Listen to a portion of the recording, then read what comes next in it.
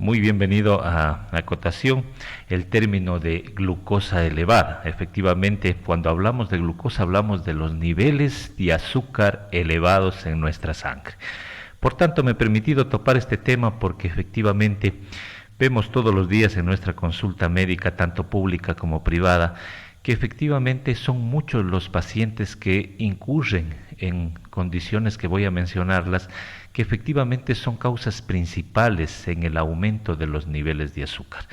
Por tanto, creo que es bienvenido pues considerar y tratar estos temas para que los pacientes, los amigos que nos están escuchando a través de Bacana 100.5 pues se informen acerca de cuáles son las posibles causas que están elevando los niveles de azúcar y en pacientes incluso que hoy en día no saben que son diabéticos y que potencialmente ya están presentando síntomas que pueden generalmente ser causa de un diagnóstico de diabetes. Por tal razón, entonces, la información también es válida.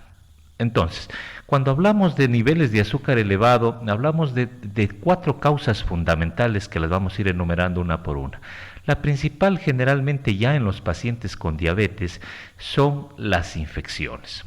Cuando hablamos de infecciones, las más recurrentes en los pacientes diabéticos son las infecciones especialmente de vías urinarias.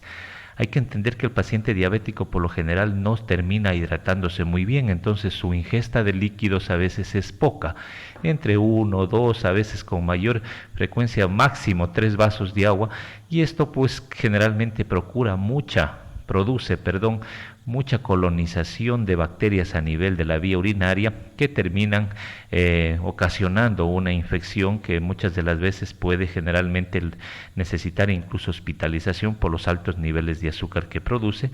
Las infecciones, recordemos que son una causa principal, las infecciones especialmente de carácter urinario, son la principal causa de hospitalización en los pacientes diabéticos, esto especialmente en las mujeres.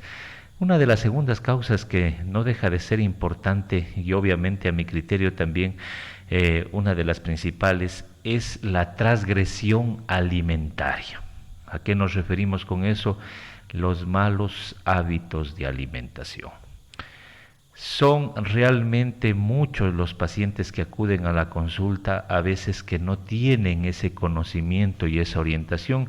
Y también vale reconocer que desde el punto de vista de salud, creo que es hasta cierto punto una condición de flaqueza del Ministerio de Salud Pública y en donde enfocar la parte preventiva, informativa, de prevención en salud, en este caso propiamente enfocado específicamente en los hábitos de alimentación.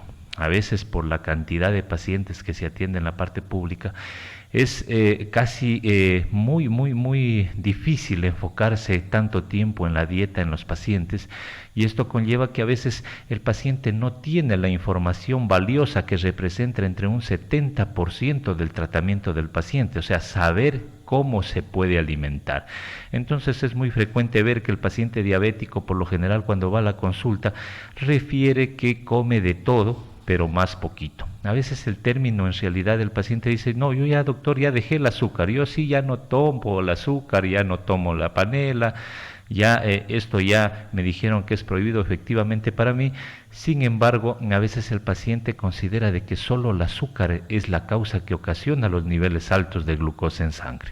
Tenemos que entender que el azúcar es uno de los tantos componentes generalmente en nuestra dieta que tenemos que tener cuidado cuando un paciente ya cursa con diabetes. Entonces me refiero a los carbohidratos pesados como por ejemplo el pan, la yuca, el plátano, la papa, el quesillo de la comida, ¿sí? Todas estas condiciones son componentes alimenticios que elevan los niveles de azúcar.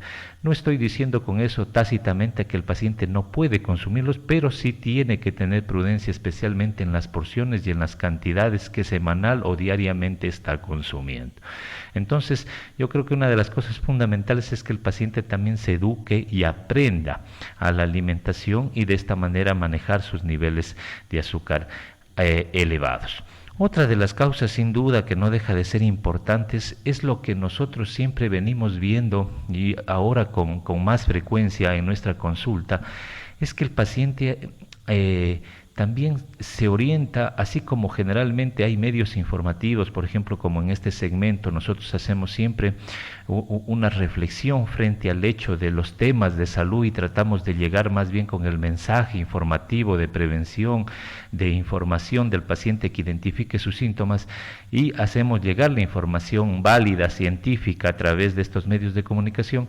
Sin embargo, también hay que decirlo que generalmente a veces el paciente recibe una información no tan objetiva ni tan completa de lo que son productos que pueden generalmente también llevar a un buen control de la diabetes. Hoy en día escuchamos con mucha frecuencia que el paciente dejó los tratamientos de la diabetes. Llega a la consulta y dice, doctor, en realidad, y el tratamiento que yo estaba tomando, que me dieron en el subcentro médico o en el hospital, lo suspendí.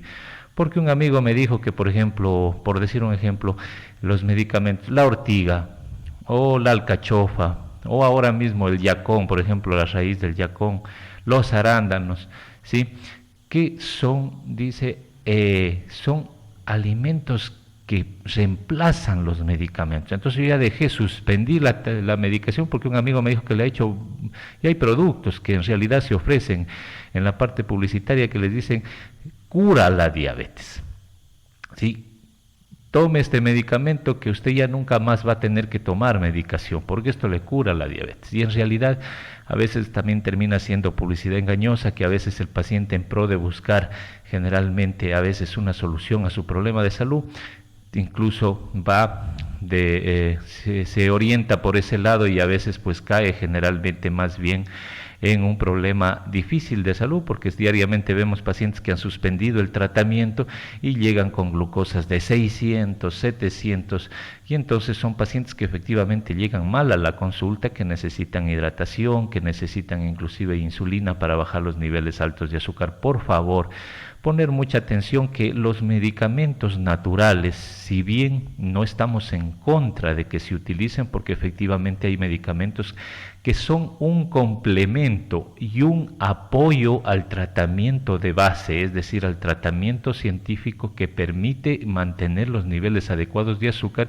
y usted con medicamento natural lo que hace es complementar generalmente la acción, potencializa la acción de estos medicamentos y mantiene niveles adecuados de azúcar. Por eso es que hay que poner mucha atención y enfocarse en esta parte, que siempre es importante tener la información adecuada para que el paciente efectivamente no cometa errores. Eso es en cuanto pues a las causas fundamentales. Hay que entender que otra de las causas importantes y que también a veces los pacientes nos preguntan es lo que acabamos de pasar, mi estimado doctor. Estamos a días de unas elecciones en donde pues obviamente hubieron dos grupos, los ganadores y los perdedores. Creo que en ambas partes había un estrés generalmente de resultados, había esta tensión emocional que en el paciente diabético también juega un papel muy importante.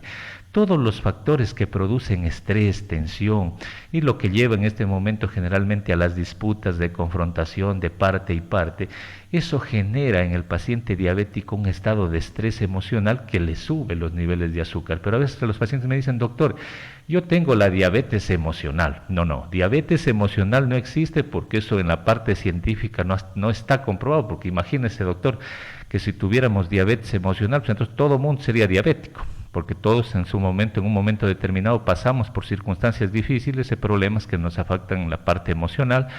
Lo que existe es que en el paciente ya diabético, la parte emocional juega un papel importante. El entorno emocional del paciente, sea ya un problema generalmente de relación, de trabajo, generalmente de convivencia, que se pueden, múltiples factores que pueden en realidad estar relacionados con la parte emocional, suben en los niveles de azúcar. Pero a mí me dicen, doctor, pero también estar alegre también sube. Sí, en realidad se ha comprobado que tanto la parte de tristeza, la parte emocional, afecta a la glucosa.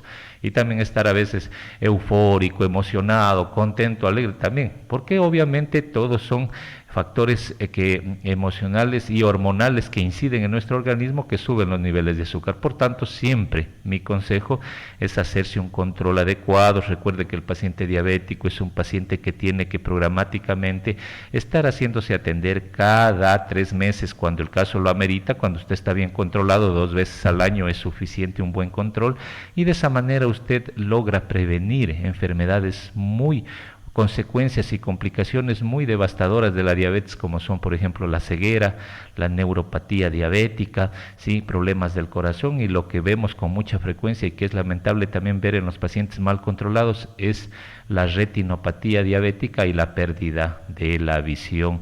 En este caso, que es muy triste que el paciente muy joven a veces se quede ya sin visión, y esto pues lo convierte en un paciente generalmente ya con discapacidad. Eso es, mi estimado doctor, el tema del día de hoy. Recuerden, también quería hacer mención, aprovechando este segmento de salud, que ya contamos hoy, hemos hecho la adquisición de un equipo muy bueno en nuestro centro médico que se llama el SU2CAN. Este equipo, pues efectivamente hemos hecho un esfuerzo por adquirirlo. En realidad, generalmente les hecho la adquisición en los Estados Unidos, sí, de este equipo que generalmente nos ayuda en la prevención, en el diagnóstico y en el tratamiento de la neuropatía diabética, es decir, cuando los pacientes ya van perdiendo la sensibilidad de las piernas, comienzan a sentir debilidad, quemazón, ardezón de los pies. Este equipo lo que hace es diagnosticar cuánta severidad tiene la afectación de los nervios de las piernas, entre leve, moderada y severa, y de acuerdo a esto nos permite hacer prevención.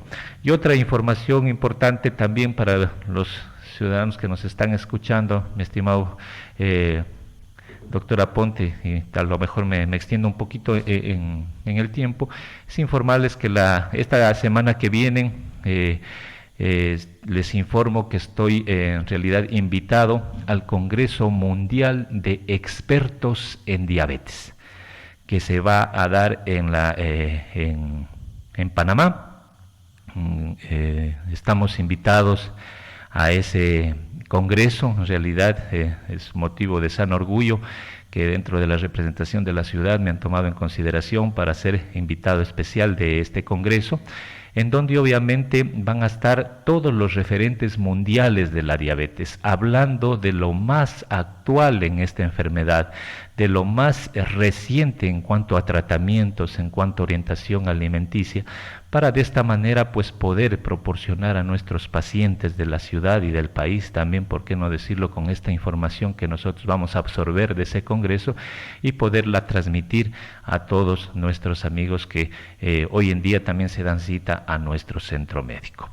Eso quería informar, mi estimado doctor. Muchas gracias. Recuerden siempre que los teléfonos están a su disposición, 258-5637 y al 0999-654-794. Recuerden que los días del 26 al 29 vamos a estar en Panamá en un congreso, por tanto les pido a nuestros pacientes que agenden con anterioridad las citas posterior a la venida del congreso. Muchas gracias a todos, será hasta 15 días.